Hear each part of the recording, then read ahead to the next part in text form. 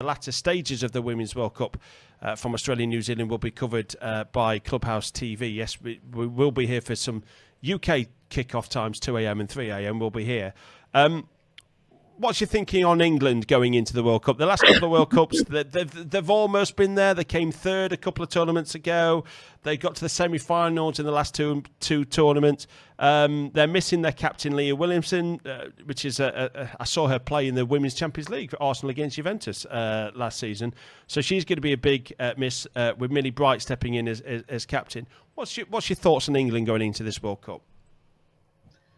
Yeah, we're missing some big players with Leah. Covering every game of the English Premier League, Champions League and Europa League, live as they happen. This is Clubhouse TV.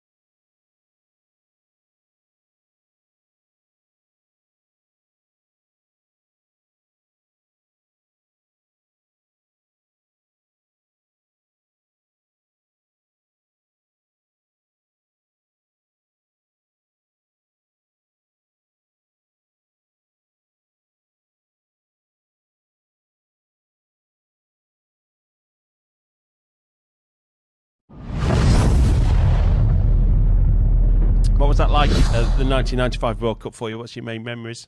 You're at the World Cup, England's first ever World Cup, Women's World Cup. Yeah, just the opening ceremony, just goosebumps, and just in awe of the fact that, you know, we were there as an England squad, first time ever, and we were gonna perform on the highest stage in, you know, one of the highest stages in football, let alone sort of it's men's, women's football. Everyone that plays football wants to play in a World Cup. And then obviously we played our first game, which we won, and I managed to score. And then bizarrely, we left the first game and we got an overnight train to the next destination for the next game. And it was just this whole, it was just such an adventure. You're playing in the World Cup, so you're representing your country, but there was also this element of adventure to it as well. And the camaraderie and the group, we still sort of catch up now covering every game of the English Premier League, Champions League and Europa League, live as they happen. This is Clubhouse TV.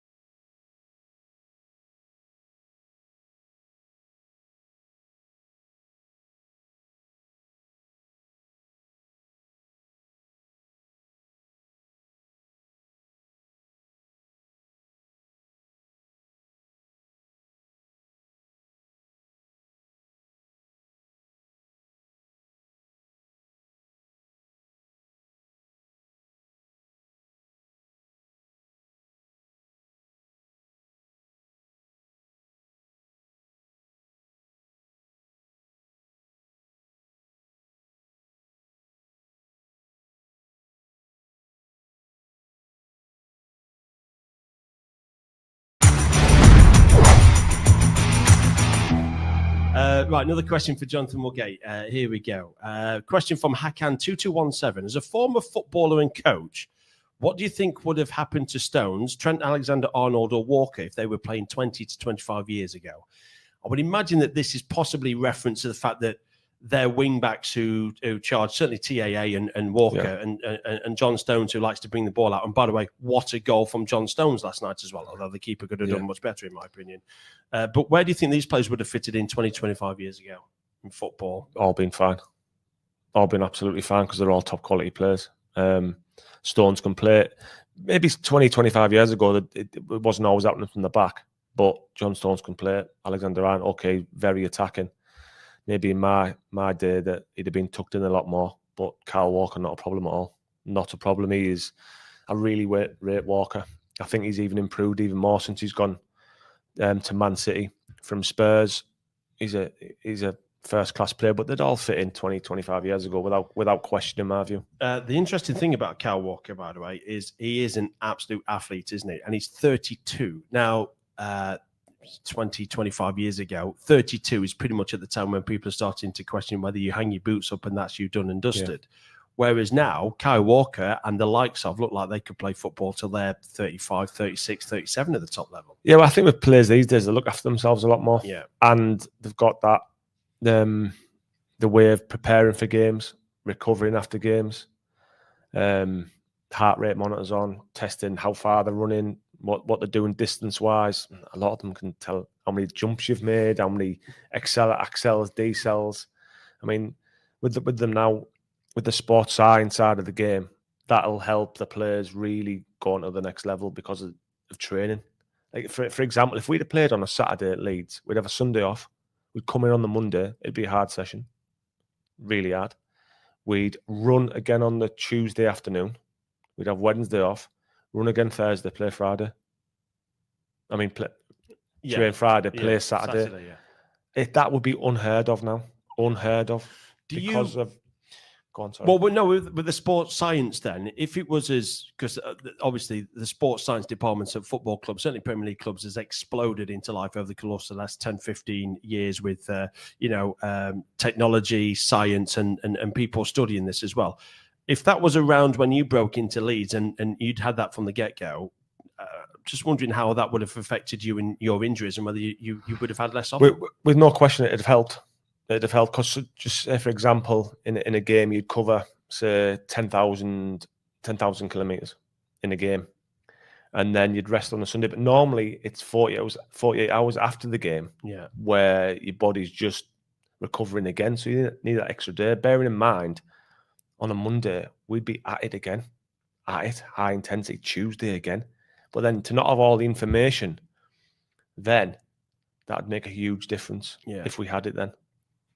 Thank you. Another question for Jonathan Woodgate. Another question from Off-Branded. Who, in your opinion, is the best centre-back in the world right now? And I will add a further question to that, which is why? Who is the best now? Virgil van... Covering every game of the English Premier League, Champions League and Europa League, live as they happen. This is Clubhouse TV.